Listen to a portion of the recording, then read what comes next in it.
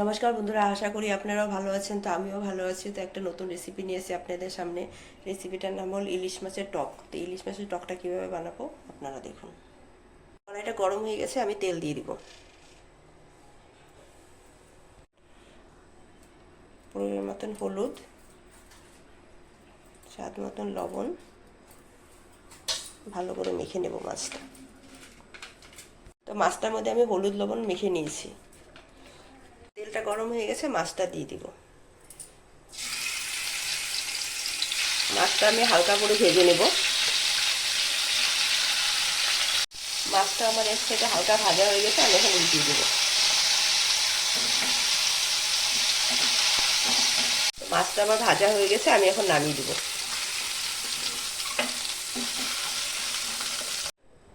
অল্প সরষের তেল দিয়ে দিব।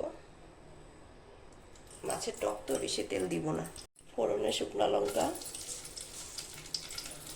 অল্প কালো সর্ষে। তো অনেকে তেঁতুল দিয়ে মাছের টক করে, তো আমি কামরাঙ্গা দিয়ে করছি।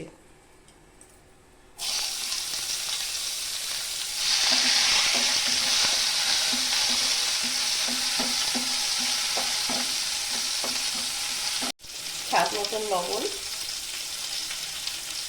অল্প হলুদ।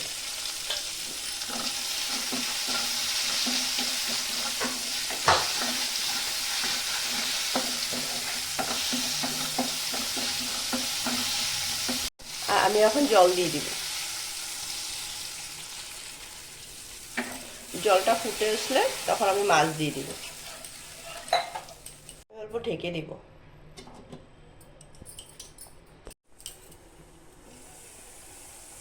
তো মাছের টকটা ফুটে উঠেছে, এখন আমি মাছটা দিয়ে দিব।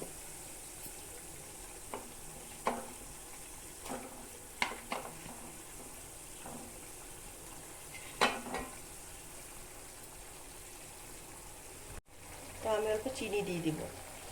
মাছের টকে একটু মিষ্টি মিষ্টি হলে ভালো লাগে, সেজন্য আমি একটু চিনি দিয়েছি। আর আমি 2 মিনিটের মতন অল্প ঢেকে দেব, গ্যাসটা কম করে। তো 2 মিনিট হয়ে গেছে, আমি ঢাকনাটা উঠিয়ে দিব। বন্ধুরা, আমার মাছের টকটা হয়ে গেছে, দেখুন কি সুন্দর হয়েছে। আপনি এরকমভাবে বানিয়ে খাবেন। তো মাছের টকটা আমি এখন নামিয়ে দিব। তো বন্ধুরা, গরমে আপনারা এরকমভাবে মাছের টক বানিয়ে খাবেন, শরীরের পক্ষে ভীষণ ভালো। আর আমার রেসিপিটা আপনাদের কীরকম লেগেছে আপনারা কমেন্ট করে জানাবেন, আর আমার চ্যানেলটা সাবস্ক্রাইব করবেন।